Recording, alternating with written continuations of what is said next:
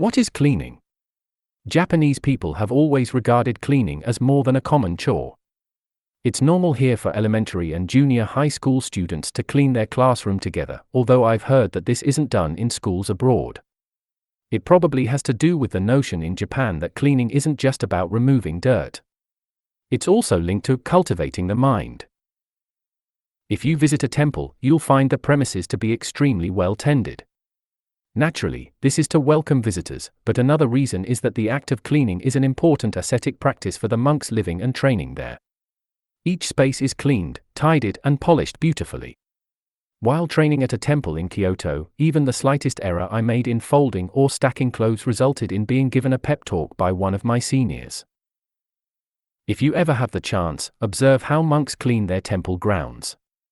Dressed in samu robes, the traditional workwear of Buddhist monks, they'll be silently engaged in their designated chores and appear cheerful and well. Cleaning isn't considered burdensome, or something you don't really want to do and wish to get over with as soon as possible. They say that one of Buddha's disciples achieved enlightenment doing nothing but sweeping while chanting, "Clean off dust. Remove grime." Cleaning is carried out not because there is dirt, but because it's an ascetic practice to cultivate the mind. Rubbish. What is rubbish exactly? Things that are dirty, worn out, unusable, no longer useful, no longer needed, and so on. And yet nothing starts out as rubbish. Things become rubbish when they are treated as rubbish.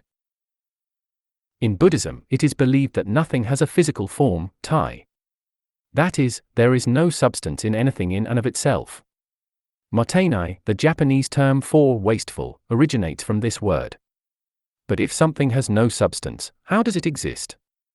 Things exist because all things relate with each other to support each other's existence. Humans are the same. The people and things in your life are what makes you who you are. This is why it's not for you to judge whether something is useful, or to designate things you can't use as rubbish. They say that the eminent monk Renyo picked up a scrap of paper lying in the hallway one day and said, "Even this scrap of paper is given to us by the Buddha and must not be wasted." The Japanese idea of not being wasteful is not just about avoiding waste, it also embodies a spirit of gratitude towards objects. People who don't respect objects don't respect people. For them, anything no longer needed is just rubbish. A child who grows up watching their parents act this way comes to perceive not just things but friends in the same way as well.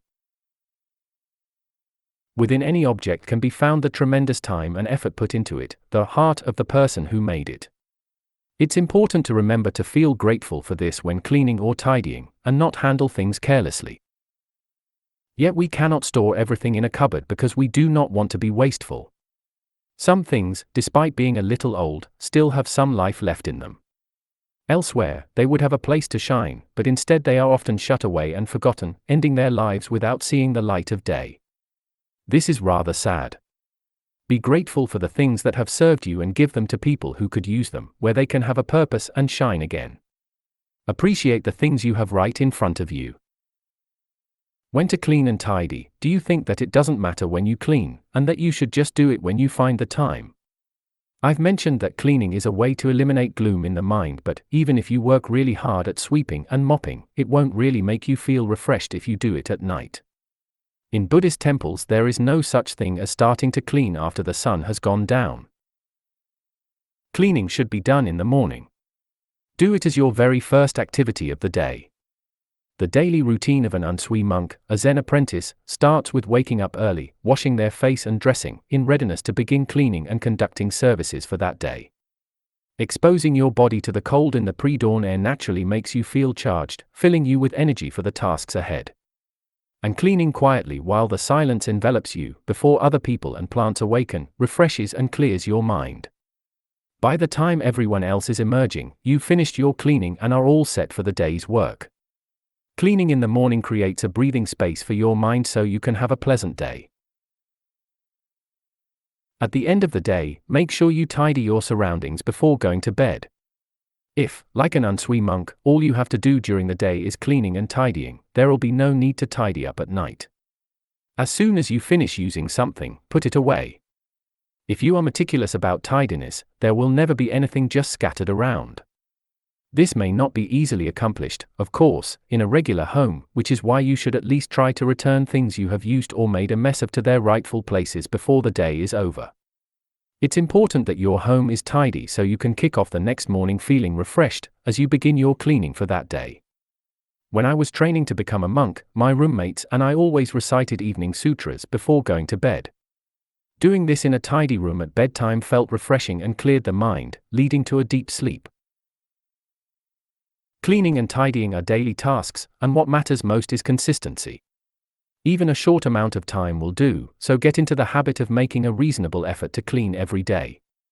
At first, it may be hard to get up early in the morning, but if you make cleaning in the morning and tidying in the evening a habit, your body and mind will feel refreshed each day. Air things out. One must do before cleaning is to open the windows to allow fresh air in. We do this at the temple to purify the air and let the crisp morning breeze in. The cool air of dawn that flows in wakes you up as it comes in contact with your skin, and you feel clean and refreshed. Filling your lungs with this fresh air naturally prepares your mind for the cleaning tasks ahead. Regardless of how much you clean things on the surface, if the air around you is stale, your mind will also feel this way. A light breeze during the pleasant seasons of spring and autumn feels lovely. In the middle of summer, however, opening the windows allows in the stifling heat, and on winter mornings, it lets in the piercing cold air. But that's okay. The act of cleaning is a chance to communicate with nature. Without the adjustments made by humans, a house would be covered in dust and its structure would weather. In 100 years, it would fall apart and return to nature. By cleaning and looking after your home, maintaining a balance with the raw forces of nature, you can preserve it in a state that allows comfortable habitation. Humans are primarily weak creatures who cannot survive long without shelter against the elements.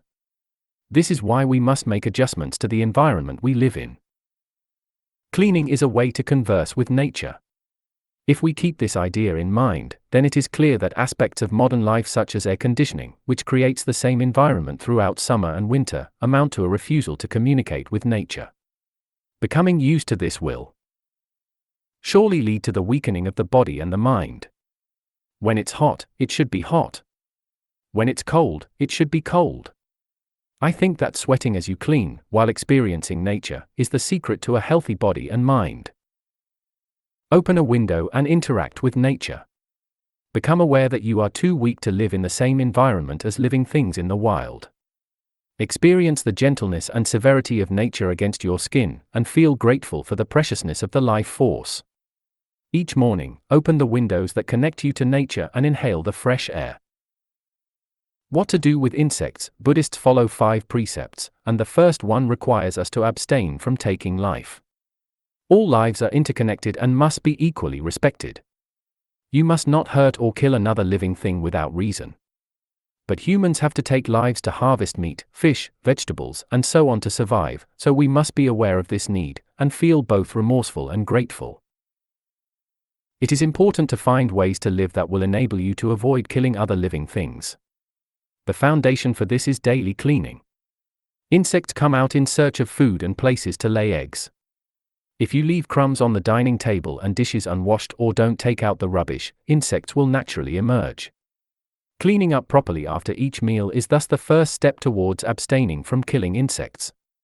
It's important to create an environment that doesn't allow insects to breed.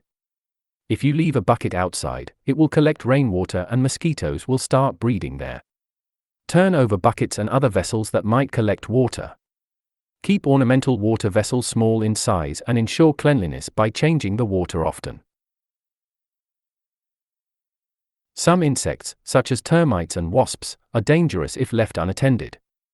You can prevent them from nesting by ensuring that the air is always fresh and moisture is not trapped, by pruning plants often, and improving airflow.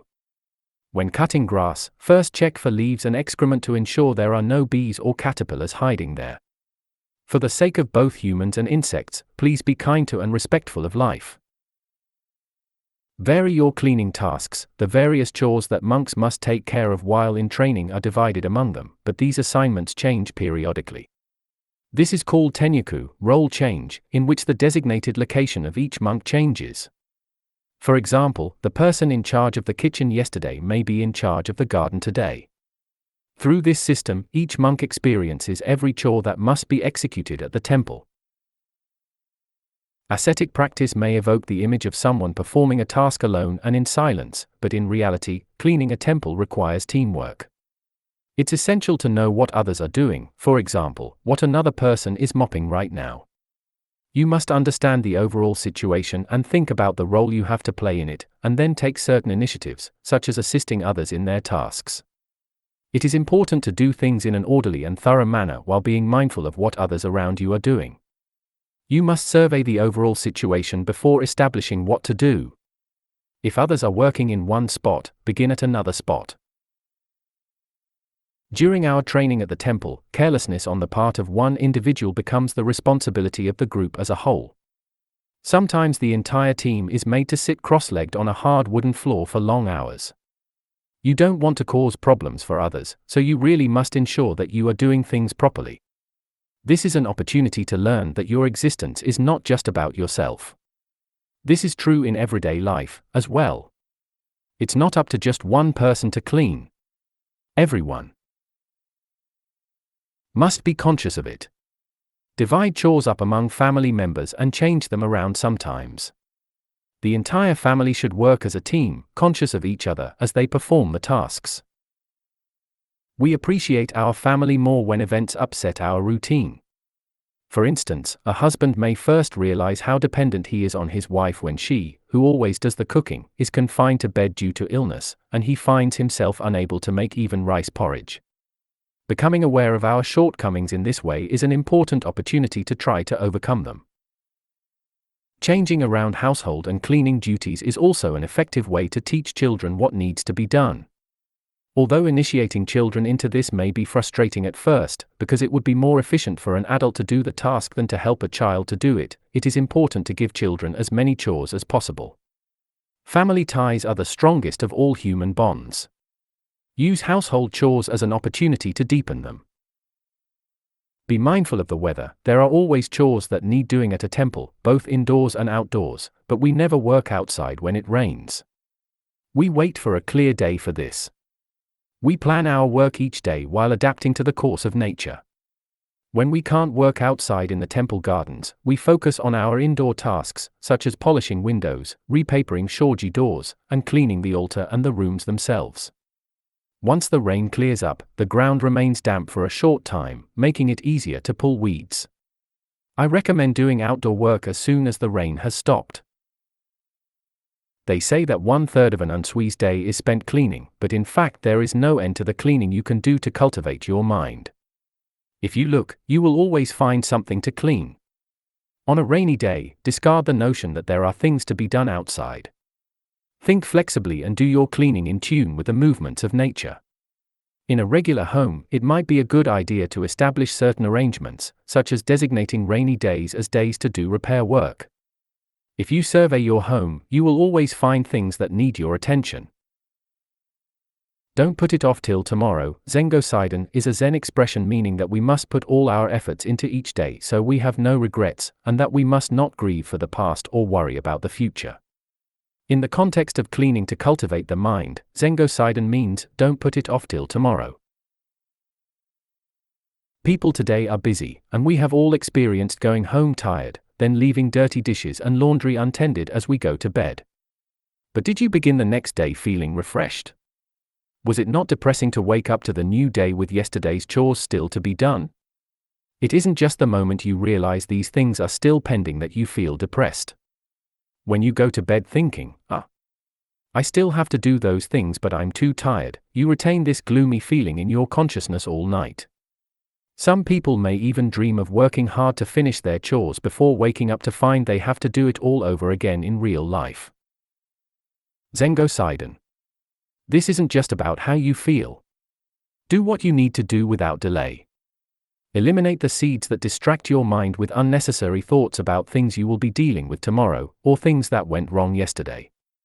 The longer you neglect the impurities of the heart, the harder it is to remove them.